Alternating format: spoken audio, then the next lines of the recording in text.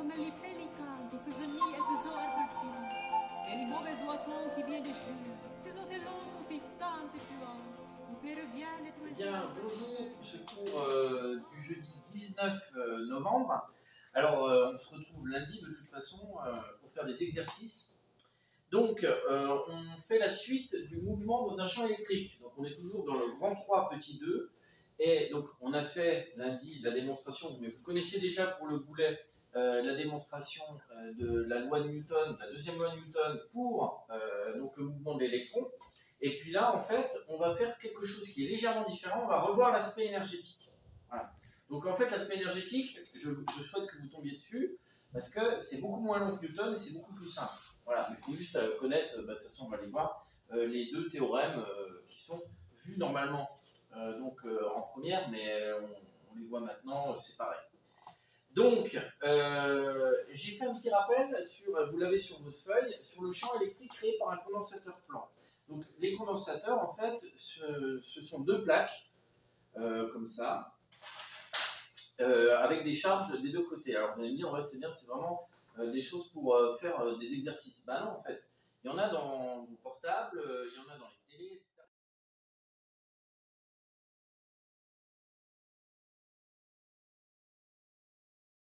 Partout des condensateurs. En fait, ça a la propriété de stocker l'électricité. Voilà. Ça stocke les électrons qui se mettent sur les. Ici, en fait, vous avez les armatures qui sont circulaires. Et donc, c'est un condensateur classique qui est juste sur une boîte en bois. Donc, comme dans votre texte, j'ai mis la définition. La seule chose qu'il faut savoir, c'est que le E va du plus vers le moins. Et que si vous voulez créer un champ électrique E, bien en fait, c'est juste une tension sur une longueur. Voilà, donc c'est un champ électrique, la tension sur la longueur, elle s'envole par mètre. Voilà. Donc, si vous êtes au-dessus, votre maison, là, en ce moment, elle est au-dessus d'une ligne de tension à 300 kV, en fait, grosso modo, vous avez 300 kV divisé par 50 mètres de hauteur. Donc, je sais pas, ça fait 6 x 5, 30, donc ça fait 6000 volts par mètre. D'accord? Alors, donc ici, on va regarder l'aspect énergétique. L'aspect énergétique. Donc là, je vous ai fait le dessin. Donc j'espère qu'ils le verront bien. Sinon, je leur en prendrai une photo après pour bien le mettre. Donc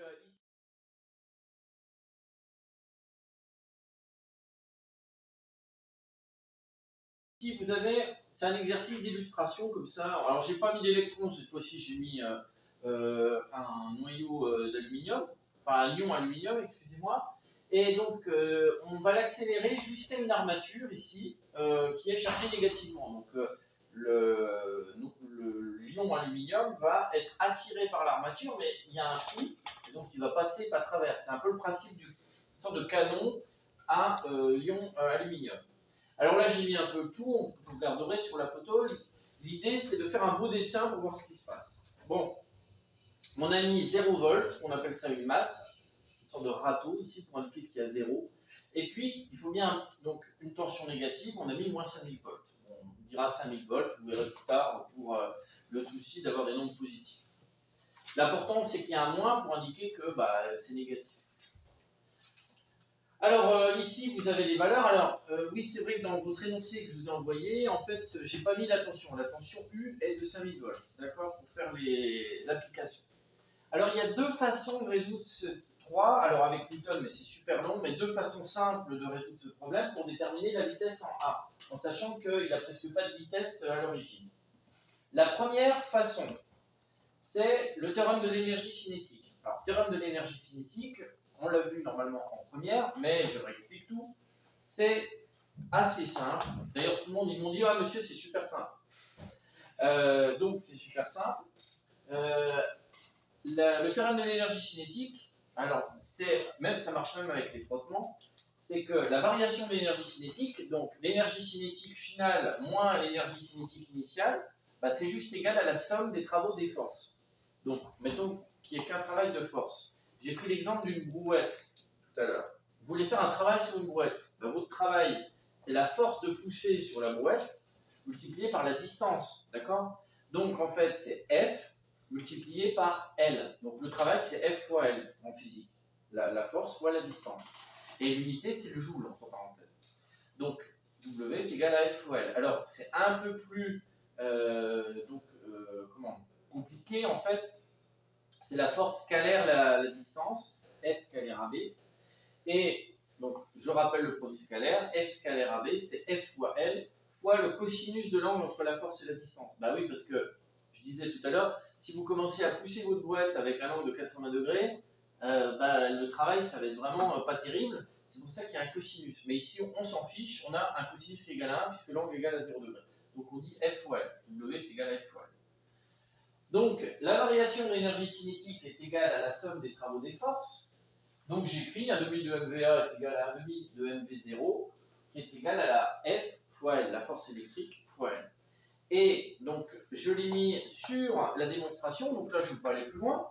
Vous avez à la fin que 1 demi de MVA carré, donc la partie cinétique qui est ici, est égale donc en A, ici, c'est égal à la force fois la distance, F fois L. Et en fait, après, de toute façon, vous l'avez sur la feuille, vous trouvez que le carré de la vitesse est égal à 2QU sur M. Tout est là, tout est écrit, voilà. Donc vous voyez que c'est très très rapide, le théorème de l'énergie cinétique.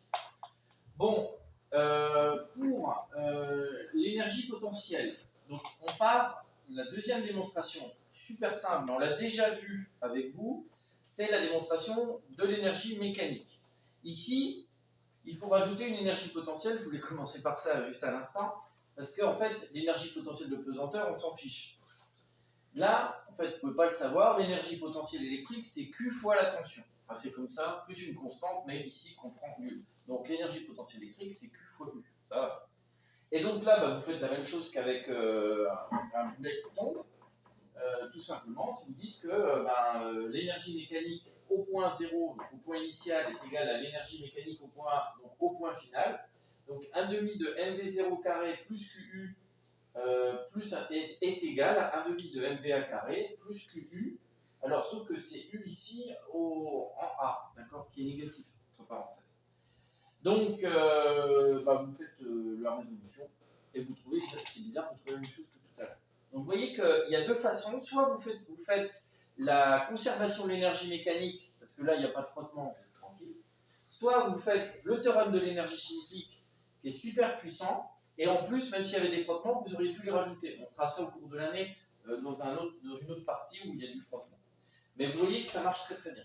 D'accord ? Voilà. Donc nous, on s'arrête là avec le groupe qui est en présentiel. On va faire Python, mais nous, on fera Python ensemble jeudi prochain avec le groupe numéro 1. D'accord ?